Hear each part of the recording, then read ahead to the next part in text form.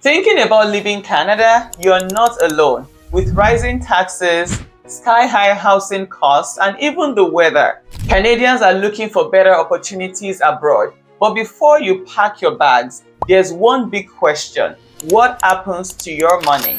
Welcome back to Money CPR, where we talk about how to win with money. My name is Kike. My name is Ezekiel. And we are the Adelayers. So your RRSP, TFSA, real estate investments, and even crypto, how are they impacted if you become a non-resident? We are breaking it down in this video, and at the end we've got a 10-step checklist to help you plan your move the right way. So let's get into it. All right, let's start with the basics. If you leave Canada, your assets will be treated differently based on your tax resident status. There are two main scenarios that I would like to use for us. The first scenario is part-year residency. You split your time between Canada and another country. Permanent departure, that's the second one. You cut ties with Canada completely. You move everything that you have here in Canada to the country that you move into. Now, let's talk about traditional accounts like RRSPs and TFSAs. Your RRSP stays tax sheltered, but when you withdraw funds, there's 25% withholding tax for non-residents unless tax treaty lowers it for you. If your new country also taxes withdrawals, you could get it twice. Yeah, so be mindful of that. Now, the TFSA is a little bit tricky. Once you leave Canada, your TFSA loses its tax-free status in most other countries. Now, for example, the United States does not recognize it as tax-free, meaning you might owe taxes on your gain. So if you move there, it might not be recognized as tax-free.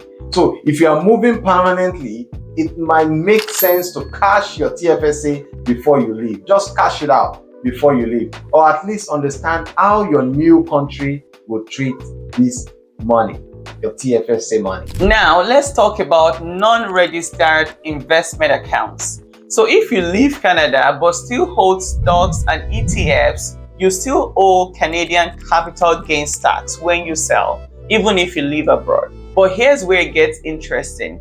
Canada has a departure tax. When you leave permanently, the CRA treats certain assets as if you sold them at fair market value, even if you did not. That means you might owe capital gains tax before you even step on the plane. So what about other investments like crypto and gold? How does the CRA treat these types of assets? If you hold Bitcoin, Ethereum, or physical gold, Canada sees them as taxable investments. As a non-resident, you might avoid Canadian capital gains tax on future sales, but your new country might tax them instead. So it really depends on the country you're moving to. Some places like Dubai don't tax crypto at all. Others like the United States definitely do. So make sure you know the tax policies of the country you're moving to. Okay, now guys, let's talk about real estate. If you own property in Canada, what happens if you leave? What happens if you leave Canada and you own a property here? If you sell before leaving, you might qualify for the principal resident exemption. I repeat, you might qualify for principal resident exemption, which means you won't owe capital gains tax. But if you keep your home and rent it out, things get complicated. You need to do few things if you are doing that. Now, rental income from the Canadian property is still subject to Canadian tax, even if you live abroad. So what happens if you sell? You could face higher capital gains as a non-resident. That is, if you are abroad and you sell your property here. One way to minimize taxes is to sell it before you leave, or you work with a tax expert to structure your investment strategically. All right. So let's look at two real-world examples of how this would play out. Okay. Case study one is Sarah. Sarah, who is a remote worker. She spends 8 months in Canada and 4 months in Mexico. With regards to our investment, Sarah has $22,000 in a TFSA, $30,000 in RRSPs, a rental property in Toronto with $50,000 in equity, $1,000 in Bitcoin, and some gold in a Canadian storage facility. Because Sarah still spends over 183 days in Canada, she remains a tax resident and continues paying Canadian taxes on her worldwide income. Mexico might also tax her gains depending on her status over there. The second case study is James. James is an entrepreneur moving to Dubai. James, who is 45, is leaving Canada permanently for Dubai. That would be me. He has $20,000 in TFSA, $100,000 in RRSPs, a rental property in Vancouver worth $200,000 in equity, a six-figure online business, $20,000 in crypto and gold. So now, since James is a non-resident, James is deciding to leave Canada for Dubai permanently. He only pays Canadian tax on his rental income and any assets sourced in Canada. The good news, Dubai has no income tax, so his online business and his investments grow tax-free. But here's the challenge. He needs to carefully plan his departure to avoid taxes on his way out.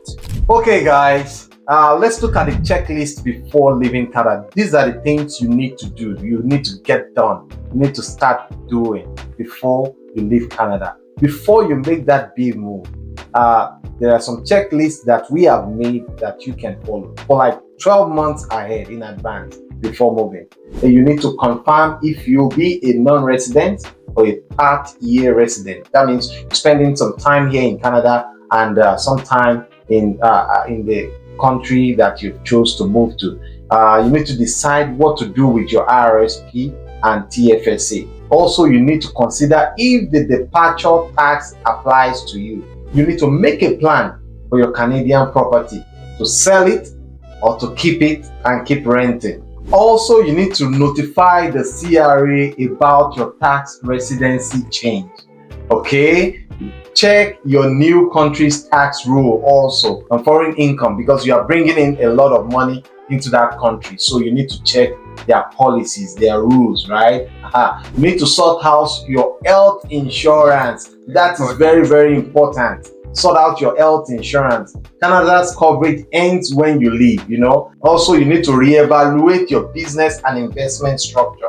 Ensure that your bank account and credit card work internationally, or else, man, you might be stranded and you don't want to be, right? So also you need to consult a tax professional to avoid unexpected costs. Okay, we know that was a lot of information to cover. I hope you found this video helpful. If you're planning to, relocate or, maybe do part-year residency in Canada at some point, sooner or later, I think this video will be helpful, and you can also share it with other people who might be in that situation as well.